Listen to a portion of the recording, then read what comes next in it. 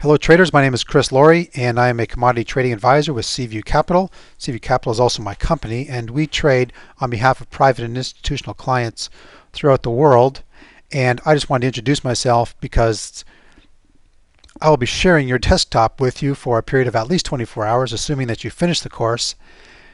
And it is a very, very comprehensive course, which I congratulate you on taking on and furthering your education in the foreign exchange environment, because it is my belief that your number one tool in trading will be the more thorough your understanding of the market, then the more trading opportunities you will have and the more strategies you will be able to employ and the more opportunities that you'll be able to have in extracting money from the foreign exchange market. So I congratulate you. And what I wanted to do is I just wanted to introduce myself and share a little bit about my story and tell you just sort of how I evolved as a trader in this market, and maybe just tell you a little bit about, of course, some of my beginnings.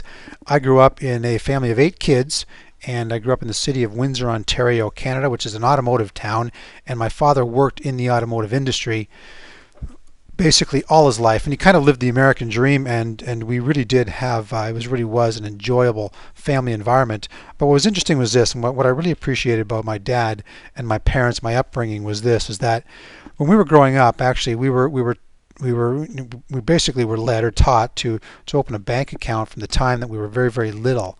And of course, if you open a bank account, you have to have money to put in the bank account, and we never received any allowance of any kind in the household.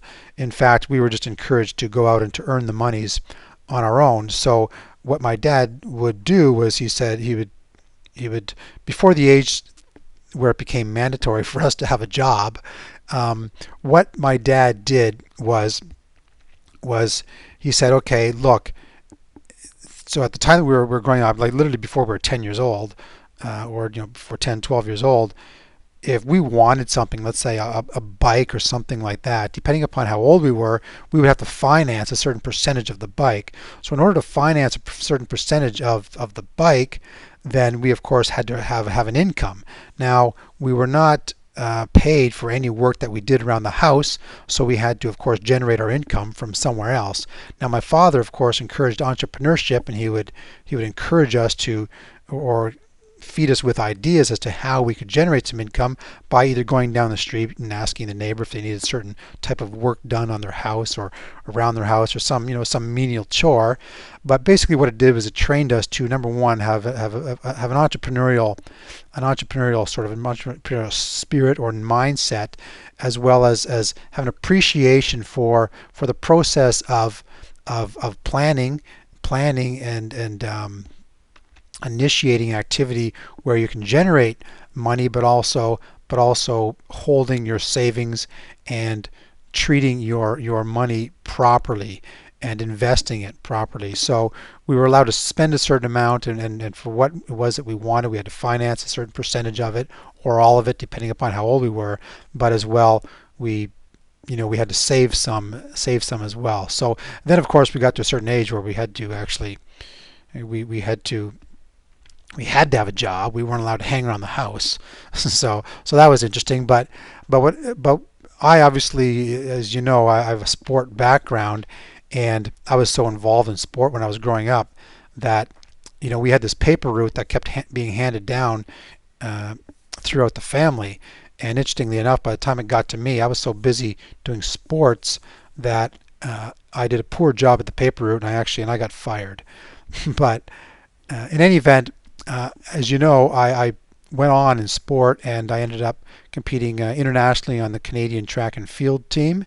I competed internationally for a couple of years, and then I did track and field as well as bobsledding for a couple of years, and then just focused on the sport of bobsledding. And I actually thought that I was going to end my sporting career after my first Olympic Games. Then I decided to go on, and then a couple of years after my first Olympic Games, we became overall World Cup champions, which was probably a bit of a surprise to me. It happened a bit sooner in my career than I had anticipated. But once we became overall World Cup champions, I ended up doing 3 more Olympic Games after that. And when you're an Olympic athlete, it is your career. It requires just obviously intensive focus and absolute the most utmost of discipline. And of course, being in a sport that also has equipment. Of course, I was in the sport of bobsledding, and we have a lot of equipment uh, that we have to attend to and create.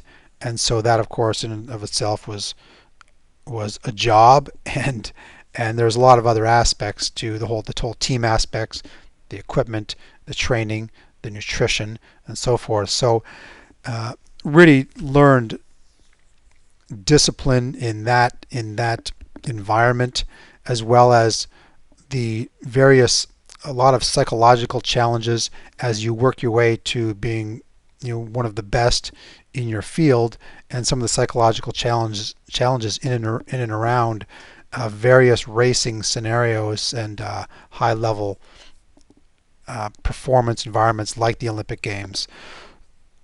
Now, all the while when I was competing in sport, I was also, of course, I had attended school and I graduated from university, and I always wanted to be in the investment business. I thought that I wanted to be maybe an investment advisor. But then when I retired from sport in 1998, it was quite interesting because when I retired, I actually did not have the most optimal or the most desirable ending to my career. My final Olympic Games was very, very disappointing in a lot of ways. And when I retired from sport, I really, really did not have a lot of motivation to work in a corporate environment because I just don't respond well to that kind of environment. And at that time, I was in a position where I started to refocus back into the financial industry. And of course, all the while I was involved in, I've always been in tune with the financial industry in trading some stocks, and of course being involved in mutual funds and so forth from the earliest stages, and really, really had trading in my heart. But it wasn't until I retired that I started to focus on trading again, and then of course began to focus on the foreign exchange environment. So I became learned in the foreign exchange environment, and what happened was I started trading, and then it was quite intensive for my first year. I actually had a lot of flexibility because I was working on a contract basis, so I had some flexibility with my time, and I was really able to absorb a lot about the foreign exchange environment in my first year. And then what happened was I started to have some persons started to ask me if I would trade on their behalf, and really at the earlier stages I was not ready for it. And then as time went on, I actually got hooked up with a colleague who lives in another country, and we started at or about the same time. And he was quite a brilliant man and very an exceptional trader, and did very, very well at the early stages of his trading career. And we ended up hooking up and starting just managing a fund together. And he really taught me quite a lot about this discipline, and that really helped to accelerate my trading. And again, learned a lot in that environment. But in the meantime, as well, I became a CTA, or commodity trading advisor, and had registered our company with the National Futures Association, and started to, of course, take on more clients. And really, that's kind of how that evolved. And I do continue to manage funds for private and institutional clients. And what happened was it was very intensive for quite a number of years. And then what I did was I got into some teaching, and I really enjoyed the teaching. And then of course I hooked up with just a very, very excellent company, and I was teaching for their membership, and that was quite enjoyable. And have since basically been around the world. I've been to Australia, UK. I work with a group in Singapore, and have effectively been around the world doing training and consulting in the foreign exchange business. So that's basically my story. Now, of course, we have All Star FX and Pro Traders Club, and hopefully we can do the best that we can to help to you in your development as a trader. And nothing is more rewarding than when I get emails that tell me about the contributions that we've made to changes in people's lives. So, for example, one client of ours who recently quit his job and was able to move his family back towards where his parents live, and have given him the flexibility to do that. And there's really quite a number of such stories, and I just really hope that you are one of those stories as well. So thank you very much. I hope you enjoy the course. Listen closely to the course and go through it a second time when you're finished, but really practice and employ the tools that you have before you. Good luck with your trading, and be careful out there.